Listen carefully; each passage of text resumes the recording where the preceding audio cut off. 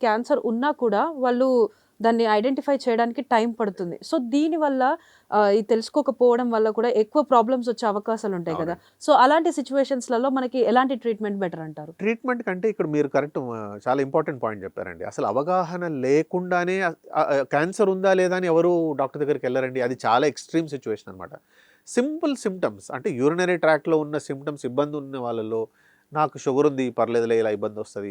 Simple urinary tract infection వచ్చింది. అందువలన నాకు ఇలాంటి సింప్టమ్స్ ఉన్నాయని వాళ్ళంతట వాళ్ళే అనుకోని, వాళ్ళంతట వాళ్ళే ఏవో 4 బిళ్ళలు మింగేసి, ఆ సెల్ఫ్ ట్రీట్మెంట్ చేసుకోవడం వల్ల చాలా సార్లు మిస్ అయిపోతాం అనమాట. ఇంకొకటి మగవాళ్ళలో ఎక్కువ మటుకు ఈ రోజుల్లో నేను ఇది పదే పదే చెప్తున్నాను. ఎందుకు అనంటే మైనర్ సింప్టమ్స్ ఉంటే అసలు డాక్టర్ దగ్గరికి వెళ్లి చూపించాల్సిన అవసరం ఉందా?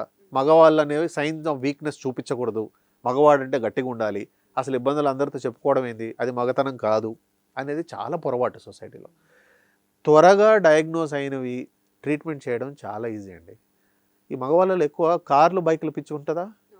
6 నెలలకి, సంవత్సరానికి ఒకసారి ఆ కారుని అద్దంలో సర్వీస్ మెయింటైన్ చేస్తారు. మరి బాడీని కూడా సర్వీస్ చేసుకోవాలి కదండీ. కారునికి మీద ఉన్నంత ప్రేమ శరీరం మీద లేదు. ఇది చాలా ఫ్రీక్వెంట్‌గా జరుగుతుంది మగవాళ్ళలో. నేను ఎందుకు ఖచ్చితంగా చెప్తున్నాను.